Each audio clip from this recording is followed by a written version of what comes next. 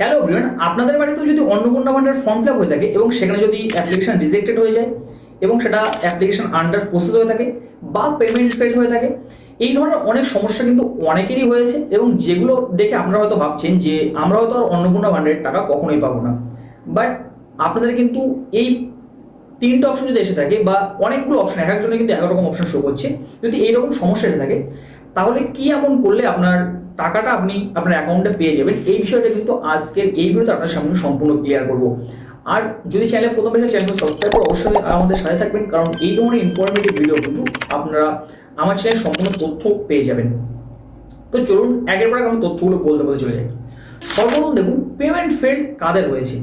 দেখুন payment fail কিন্তু আমার নিজের মারও পর্যন্ত হয়েছিল এবং সেটা পেমেন্ট হয়ে যাওয়ার পরে আগামী পরশু দিন কিন্তু টাকাটা কিন্তু ক্লিয়ার হয়ে গেছে। পেমেন্ট ফেল প্রথম দিন থেকে হয়েছিল, সেটা কিন্তু পরশু দিন ঠিক হয়ে গেছে।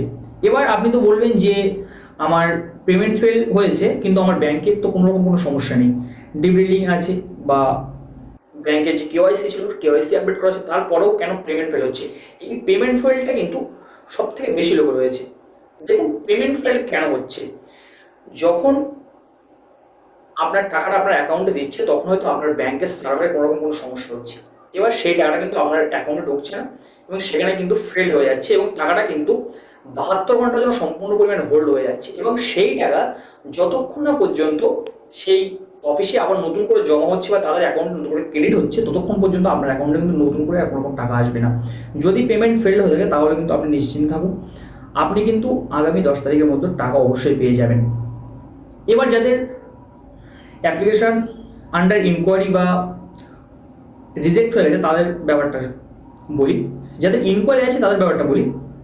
আপনারা হয়তো ফর্ম ফিল আপ করেছিলেন এবং সেমন হয়ে গেছে যে ইনকোয়ারির মধ্যে পড়ে গেছে, বা আপনি হয়তো বলেছেন সব কিছুই না না না না, কিন্তু আপনি পরবর্তীতে আপনার ব্যাংক ট্রানজেকশন বা আদার্স অনেক কিছুই আছে যেগুলো দেখে কিন্তু সরকার বুঝছে যে আপনি হয়তো এই অন্য কোনো জন্য কিন্তু অ্যাভেলেবেল না, যার জন্য কিন্তু এটা আন্ডার ইনকোয়ারি রেখে দিয়েছে।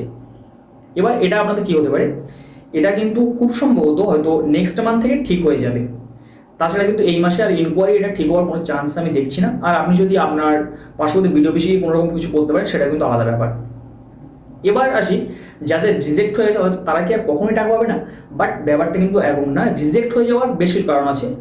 আপনি 3 কর্মযুক্ত ঘরে হয়তো সিলেক্ট করেছেন, দ্বিতীয় আপনার বাড়িতে 4 চাকা আছে আপনি সেটা কিন্তু দিয়েছেন, এই ধরনের কারণগুলো, বা আপনার জমি জায়গা আছে তারপর সরকারি রেকর্ডে কিন্তু জমি জায়গা আছে। আপনি দেখুন যে আপনার ডিবিটি লিঙ্ক ওখানে অন্নপূর্ণা ফান্ডের ফর্ম ফিল আপ করতে গেলে কিন্তু কোনো রকম কোনো ব্যাংক অ্যাকাউন্ট ডিটেলস কিন্তু দেবেন, তারপরে কিন্তু আপনার অ্যাকাউন্টে টাকা ঢুকছে। তার মানে সরকারের কাছে কিন্তু আমাদের সমস্ত তথ্য বা সব কিছু কিন্তু আছে, তারপরেও যদি আপনি আপনার আছে যেগুলো সেগুলো যদি আপনি না করেন তখনই কিন্তু রিজেক্ট হয়ে গেছে। তাছাড়া কিন্তু আদার্স কারোর ফর্ম ফিল আপ আমি এখনো পর্যন্ত শুনিনি যে তাদেরগুলো রিজেক্ট হয়ে গেছে। যদি আপনার এমন কিছু হয়ে থাকে তাহলে কিন্তু আপনি টাকা এখন আর পাবেন না, সামনের মাস থেকে টাকা পেতে পারেন। এবং নতুন অপশন কিন্তু 10 তারিখের পরে কিন্তু আবার আসবে, চেঞ্জেস করার জন্য ওয়েবসাইটে আপডেট আসবে। এখনো পর্যন্ত কিন্তু যে ওয়েবসাইট আছে ওয়েবসাইটে কিন্তু কোনো রকম কোনো আপডেট আসেনি। যদি আপনি মনে করে থাকেন যে বিডিও অফিস বা কোনো জায়গায় ফর্ম জমা দিয়ে বা কারো কাছে কাগজ জমা দিয়ে এটা ঠিক হবে, কখনোই কিন্তু কোনো ব্যক্তি ঠিক করতে পারবে না, কারণ এখনো কিন্তু ওয়েবসাইটে বা পোর্টালে কোনো কিছু আপডেট আসেনি। শুধুমাত্র কিন্তু আমাদের স্ট্যাটাস চেক করা যাচ্ছে যে আমাদের যে ফর্ম ফিল আপ করেছিলাম সেই ফর্ম ফিলগুলো এখন কী অবস্থায় আছে, ইনকোয়ারি অবস্থায় আছে না পেমেন্ট ফেল অবস্থায় আছে না অ্যাপ্রুভ আছে, এইগুলো কিন্তু চেক করা যাচ্ছে। কোনো রকম কিন্তু এডিট অপশন সেখানে আসেনি, তাহলে এডিট কিন্তু কেউই এখন করতে পারবে না। 10 তারিখের পরে কিন্তু একটা আপডেট আছে যে ওয়েবসাইটে কিন্তু আপডেট আসবে, বা 15 তারিখের পরে কিন্তু ওয়েবসাইটে আপডেট আসবে এবং সেখানে কিন্তু চেঞ্জেস করা বা কাস্টমাইজেশন করার কিন্তু অপশন আসবে, তখন কিন্তু কিছু করা যেতে পারে। আদার্স এখন কিন্তু কোনো কিছু করা যাবে না, এখন শুধু আপনার ওয়েট করতে হবে। তাছাড়া কিছু না, যদি অটোমেটিকলি ঠিক হয়ে যায় তাহলে কিন্তু খুব ভালো কথা, না হলে কিন্তু আপনার 10 তারিখ বা 15 তারিখ পর থেকে আপনি অটোমেটিকলি আবার এডিট অপশন আসবে এবং সেখানে কিন্তু এডিট করতে পারবেন। তাছাড়াও কিন্তু এমন কোনো আপডেট আসতে পারে যে সরকারি কোনো দপ্তর, যেমন এই আগে আমাদের দুয়ারে সরকার হতো, এখন নতুন কি হলো সেটা কিন্তু আমার ঠিক মাথায় আসছে না, যার জন্য বলতে পারছি না।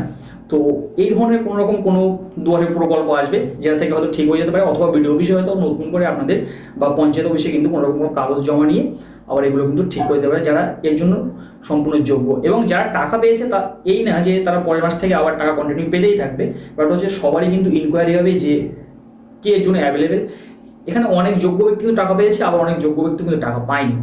এর জন্য কিন্তু সব কিছু ইনকোয়ারি হবে এবং সবাই কিন্তু টাকা যারা অরিজিনালি এই প্রয়োজনে অ্যাভেলেবেল বা যাদের সম্পূর্ণ প্রযোজ্য তারা কিন্তু এই প্রকল্পের জন্য টাকা পাবেই।